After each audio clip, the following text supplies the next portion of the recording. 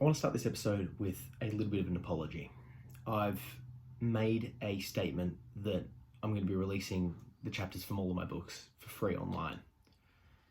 And the problem's been that I have gotten to a stage where I've got so many chapters of so many books that it's hard for me to keep up to date with a release schedule. And not that that's an excuse, because I will get through things eventually, but it's more that for books like Under the Influence, it's hard for me to have the motivation to come back to. And the reasoning is because the content and the topic is emotionally confronting. Now that I've realized this, now that I've realized I've got this block, I want to basically take the time over this episode and the next few episodes to work through Under the Influence and to release the chapters both here and as blog posts online. So if you're following along, enjoy. And if you want to look at the previous chapters, you can click the link down below and there'll be episodes of the blogs and podcasts. Why am I sharing stuff for free? I've written a book. Why would I put it out there? So for those that don't know, I make an effort to share everything I do online for free. All the chapters of my books over time will be put out there. The idea being that if you need the help, if you need the support, if you can't afford it, you'll be able to grab yourself a copy. I don't think it's right to put information behind a paywall that could really help people. This book talks about my past, and in particular the issues and the stuff that I had with my father. Just a brief overview. My father was a drug addict and a drug dealer. He had mental illnesses, and basically in his household, he didn't harm me directly, but the people that he let in, the clientele that he had, were a different story. It was one part boredom, one part terror, and it's taken a long time to move on and overcome. And this book, Under the Influence, Reclaiming My Childhood, was the first step in sort of taking what happened in my past and putting it into a current context as an adult and be able to start moving on past it. However, given the content, writing this book took a lot out of me. It was very challenging. And every time I go back over a chapter, it hurts. So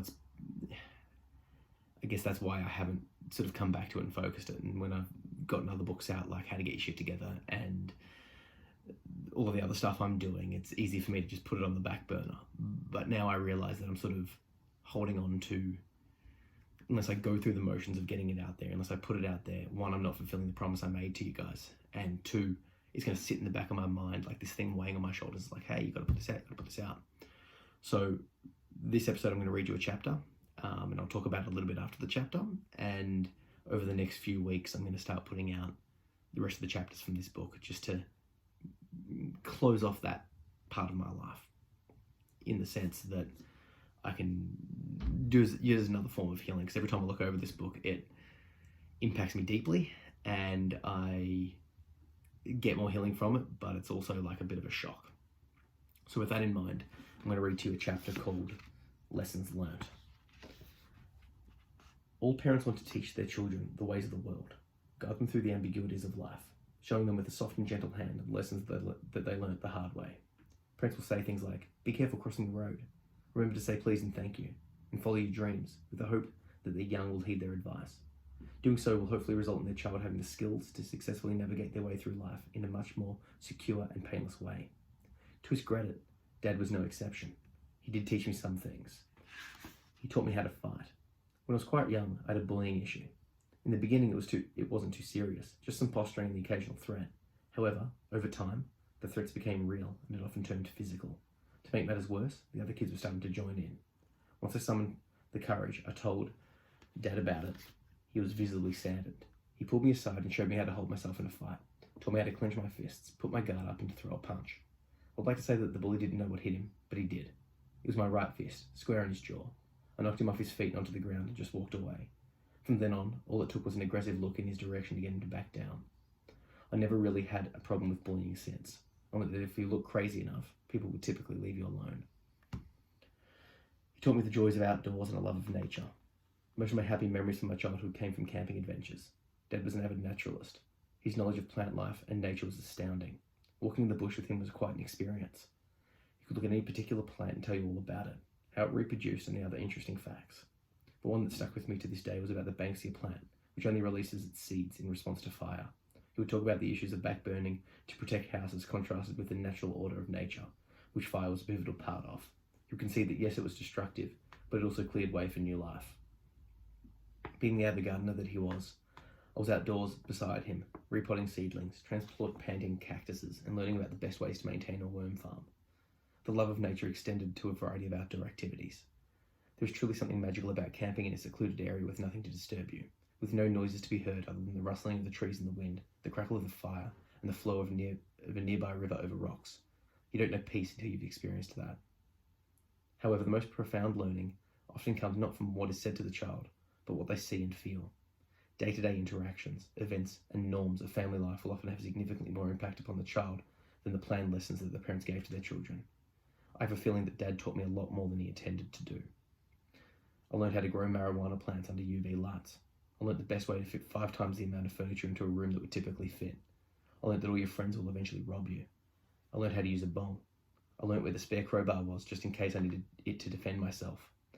I learned that some people will enjoy weed so much they'll use it as a seasoning on their salads. I learned that everyone is addicted to something. I learned to be vigilant in my attempt to avoid touching used needles. I learned that a locked bathroom is a place of safety, and I learned to wake at the quietest sound. Sadly, I learned that the movies are wrong. I learned that drug-fueled parties are not always what they are cracked up to be, and that the first time you see a naked lady, it may not be a pleasant or exciting experience. Rather, it can be quite disturbing. I was quite young at the time, perhaps 13 years old. But being the shy kid I was, the thought of a girlfriend was quite a daunting one. I speak to girls my age quite easily, but I become nervous when it came to anything more than friendship. More than once I was embarrassed to say I left the spin the bottle circle to do something better.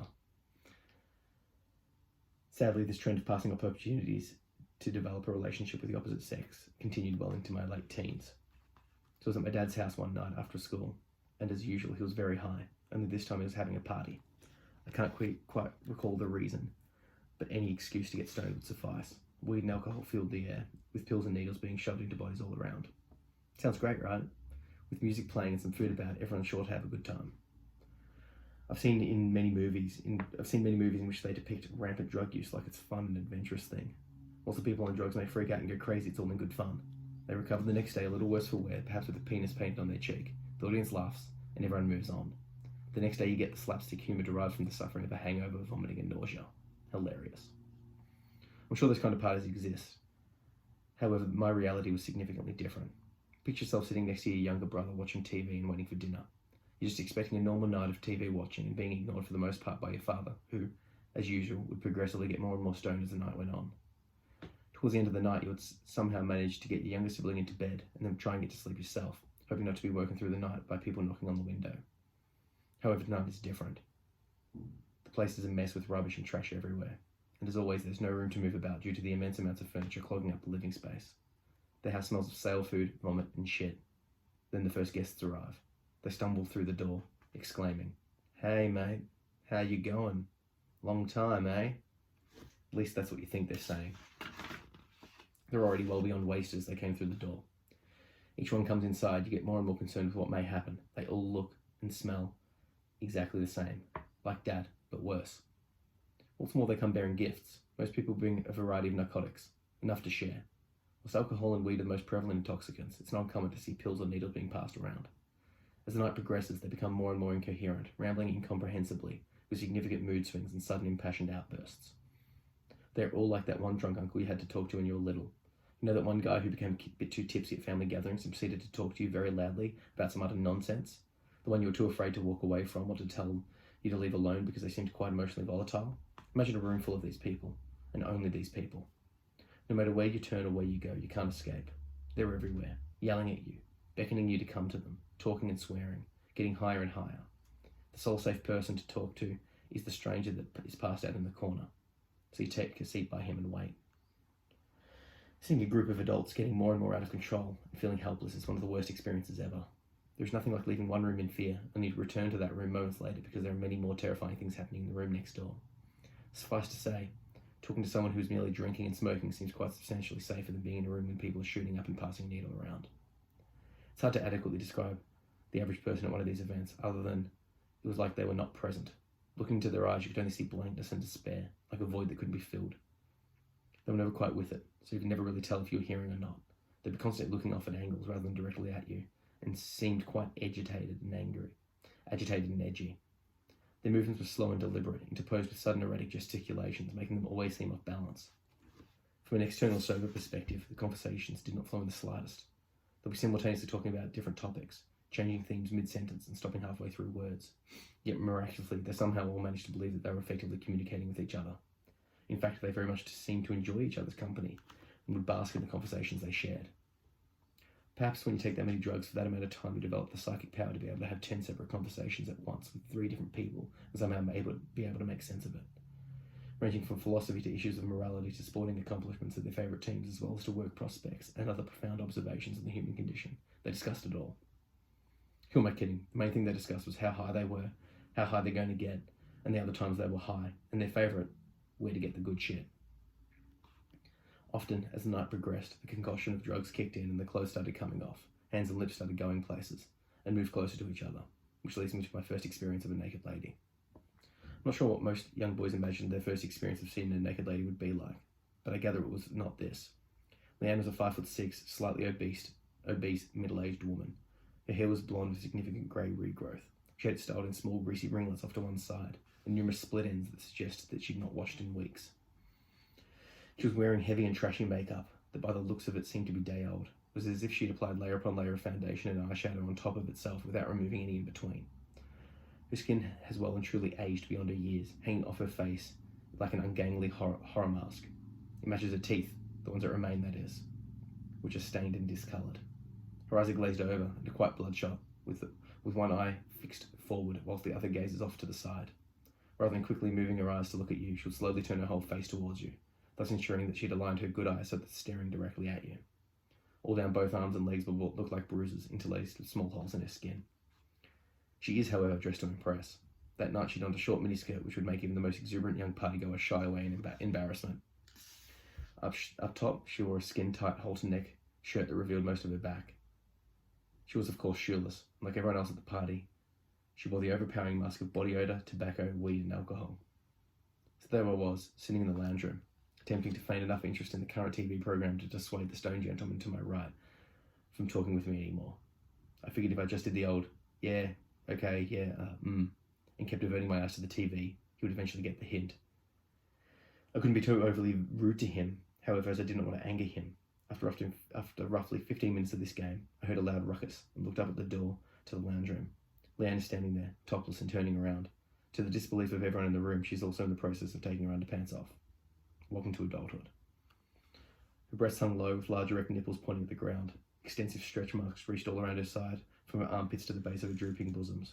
Her stomach fat rolled onto itself and was covered in small brown hairs which proceeded to get more numerous as they joined her pubic hair, which itself was wild and unkempt.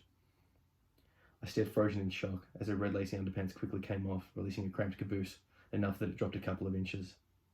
Speaking of which, it too was covered in cellulite and more stretch marks. When she turned to face in my direction, I couldn't help but wonder if all women were as hairy as she was downstairs. It seems like you could have braided it with ease. The room went silent. Even the stone people having 10 conversations at once stopped to look. She entered the room and beckoned someone in the corner. The guy promptly jumped up, and whilst slapping her hard on her exposed droopy ass, he embraced her passionately. Then they turned them and led them into a room down the hallway. My room. The noises that followed informed us of what was happening inside. Lucky man. So there I was, shocked, with nowhere to run or hide. I sat silently while Dad entered the room. Seeing the pale expression on my face, he offered some words of comfort. Don't worry, son, they're not all like that. I was so shocked that I stayed silent, and he left without saying another word. Should have responded with, oh God, I hope not. Did you see her? If they're all like that, I have dire hopes for the human species. But I was 13. It was my first experience seeing a naked lady. What was I to know? Porn and later girlfriends soon corrected my initial experiences. However, it was a tumultuous few years there of significant uncertainty pertaining to the female form. On a positive note, I learned that if your first experience is as bad as mine was, you can only really go up from there. Despite everything, the most poignant lesson of all that my dad taught me was to fear addiction. To this day, I can't enjoy much of anything without having a significant fear of substance dependency rising in the back of my mind. I'm worried about my own addictive tendencies. I find myself questioning why I'm consuming this substance rather than just enjoying it. Whilst this will definitely keep me out of trouble in the long run, it's horribly restrictive among friends or at any social event. I'll often find myself unintentionally pacing the room, internally repeating the mantra of, I can't get addicted, I won't be like him. Clearly this internal mood is not congruent to a fun social experience, so when it occurs I have to excuse myself for a while to clear my head. Initially, I tried to push it aside, but this just made it worse. Besides, it's hard to push something aside whilst you're simultaneously trying to prove it right. I remember looking at my pathetically passed out or intoxicated father, knowing that I would never be a slave to addictions he had. At one stage, I was tempted to take up tobacco cigarettes, and then to quit just to prove myself that I was stronger than he was. Thankfully, I had the sense to not even begin. At weddings or over dinner, I often refuse drinks on offer because I don't see the point of social drinking, as I feel that it will only embed a habit that I can't afford to have. When I do drink, I'm filled with anxiety and concern that I'll become an alcoholic. Same is true even for food. Therefore, I often won't consume anything remotely addictive. If I do, I make sure to keep a record of how I'm taking it, so I can track my usage just to not let it get out of hand. One of my greatest fears is to become my father, primarily becoming dependent on a substance, and subsequently neglecting my children. Sadly, the most important lesson my dad taught me was not to do in life. In almost every way possible, Dad was a sorry excuse for a human being and a woefully bad father. Sometimes I joke about it because I know that no matter what goes wrong in my life, no matter how badly I mess up, and regardless of what I do, I still won't be at his level of aberration. One of my major life goals is to never become him, and more importantly, never bring children into a world where somebody like him is raising them. I couldn't bear the thought of my children looking at me the way I look at him. So that was a chapter from Under the Influence, Reclaiming My Childhood, called Lessons Learnt. And if you want to read that chapter and the other chapters, it's out now as a paperback, ebook, and audiobook. If you click the link down below, you'll be able to read this chapter and the other chapters I've released. Like I said, I'm going to be making an effort to put the rest of those chapters out. Revisiting this book is always challenging because, as you can tell, it goes into depth with some of the more poignant and traumatic and challenging moments. And in addition, this was written maybe 3 to 4 years ago now. So how I feel about the events now are different to, how I wrote about them here.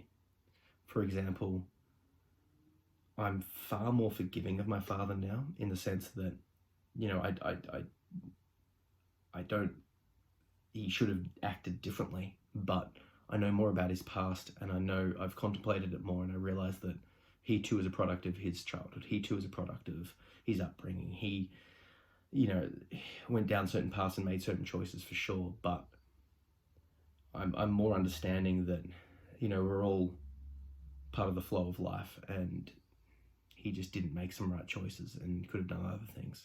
This isn't to say that the things he did was right. It's shocking and abhorrent, but I'm a little bit more understanding towards his plight because he too was struggling. He too faced issues of sexual trauma growing up. He too faced issues of mental health and addiction and all of these things, and he had less supports in place.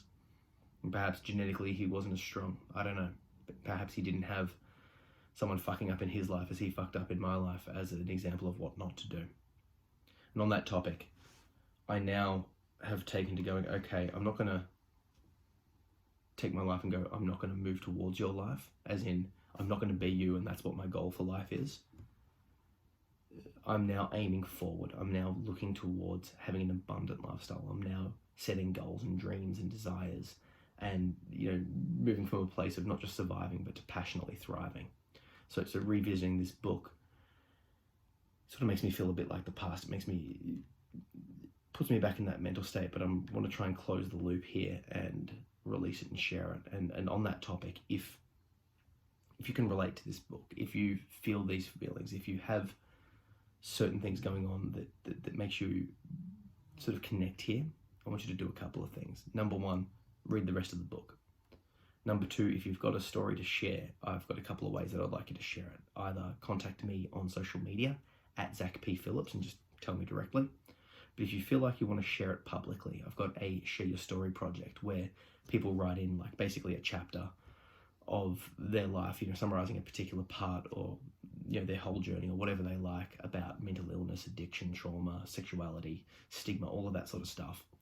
The idea being that I got a lot of benefit from writing and sharing that, and other people got a lot of benefit from reading my story, and I want to extend that. So if you can relate and you want to share it, click the link down below. I'll put a link to the Share Your Story project, and you can consider sharing your own story and check out the other stories there as well. And like I said, if you want to grab a copy and support what I'm doing here, you can do so. It's out now as a paperback, ebook, and audiobook. But if you just want to check it out for free, it's on my website. So yeah, thanks for listening, guys. Cheers.